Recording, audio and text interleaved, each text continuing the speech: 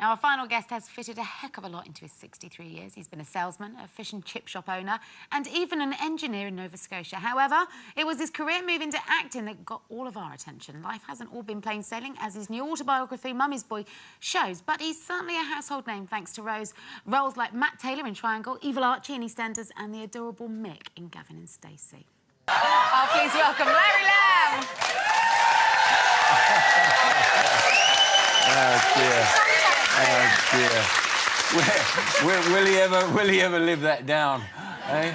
Rubbing that on my chest. God, what a character that one. Eh? What a character. Rob Brydon, what a mind. How what many a mind. takes? How many takes? We did that in one.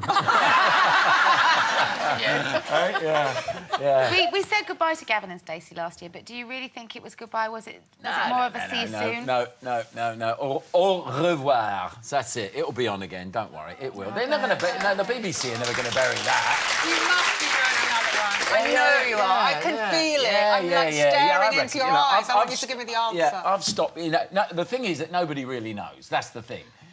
Logistics is the problem, getting everybody together again, because everybody's had an amazing sort of fillip to their lives, and you've all got careers now. I mean, nobody knew who I was before Gavin and Stacey, right? Oh, Triangle, no, we know. Yeah, but then they forgot.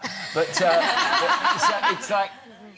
Everybody's got a career. Getting them all together to do it is going to be the problem. But they're going to do it. The BBC won't kill that. We're watching the reruns. You might have to have an affair with Rob, you know, after that. Well, you never know. That could be your character development. Yeah, well, it might be. We might go fishing together, you know. Brokeback Mountain. Eh? Brokeback Mountain, yeah, it'd be lovely, eh? Nice little scene with him. Just right up my alley, dear. Never mind my skinny legs. Make me have it. Now, as well as saying goodbye to Mick last year, you also said goodbye to Archie. It was a big year for you, signing off on some great characters, and since then you've immersed yourself in your writing, and you've put this out. This is your autobiography, Mummy's Boy. Yeah. God, I tell you. How was that? Yeah, it was really interesting, and in the end, you know, just because you sort of suddenly get on the scene and you suddenly become a celebrity, the stories that you've been telling your friends and your family for years and years suddenly have a sort of a currency. How did you do it? Did you sit down, did you dictate it, or did you write it? I tell you what I did. When I first got famous, all the publishers seemed to be... They all want to... They heard I had a story, so they were all after. So there were 5 publishers all telling me they wanted me to do a story. So I thought, right, well, one of them's going to come through. So I sat down and wrote. I wrote 120,000 words. Wow. And I write longhand. Wow. And I was up to 1990, so I thought I could write 2 books. And all the publishers disappeared. There were none of them left. So I literally took the lot. That's 120,000 words is a lot of words. Boom, put them in the bottom of the cover, forgot all about it. About 3 months later, my agent called up and she said, we've had some people on the phone, they've heard about your story, they want to have a look. So we sent them two chapters. I went in and talked to them. They said, look, you've got to bring this to life. It's a fascinating story, but it's like looking into somebody's journal. It's got to be interesting, it's got to come off the page. So they directed me. They made me understand the way to do it. So I went away, I worked on this for a fortnight, sent it in, and they phoned me back the following day and said, that's it, we've commissioned it, we're going to do it. So what I did was I allowed myself to be directed by people who know how to sell autobiographies to write something that is not going to be solid and stultified and basically it's like dull. talking to you. That's the tone of it. It's so great. It's just like sitting in a room having a chat with you. That's what they wanted. So in the end, what there is in there's 54, I think 54 or 55, stories that tell the story of my life, and they overlap, they underlap, they sort of go along with each other. They're basically chronologically organised. Have you been totally honest? Yeah, I've been totally honest. Yes, I have been totally honest. But you know, there are certain things that lawyers get involved with that they won't let you put in there. So there are things in there. And to be perfectly honest, what's happened is there are big chunks of my life that are not in that book because I wrote too much.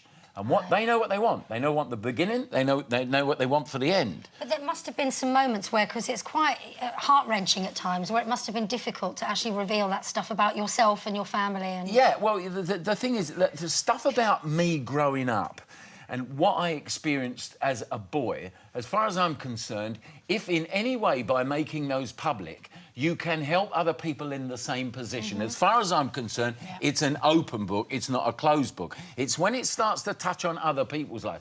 My life, as far as I'm concerned, was given to me to live, and I've lived it, OK? And now, as far as I'm concerned, to share it with other people, you know, some people think, oh, what's he blabbing about his private life for? I'm blabbing about my life. Over the bits I really like, my favourite bit in the book is you do a movie with Bob Dylan and you're really impressed. You're working with Bob Dylan and what happened? Yeah, what happened? You didn't have dinner with him. Tell me about it. What are you doing after work, Larry? I'm going home for dinner. And that was it. So I went home for dinner. And didn't even think for 1 second. You know, he might be saying, would you fancy going out for a beer or something? Wow. You could have been songwriting with him. I could have been songwriting. Who was the other famous person? There was somebody else that you missed. Oh, there was so many Muhammad missed Ali. opportunities. Well, Muhammad Ali was this... I met, you know, when I was just a sort of a boy living in America and, you know, in my 20s, and I saw this guy standing at a bar and I thought, that's Cassius Clay. And I walked across to him. He was standing with back to me with these other two big guys, and he turned around and started spurring up. They're about to take us off air. It's been a pleasure. Larry Lamb, everyone.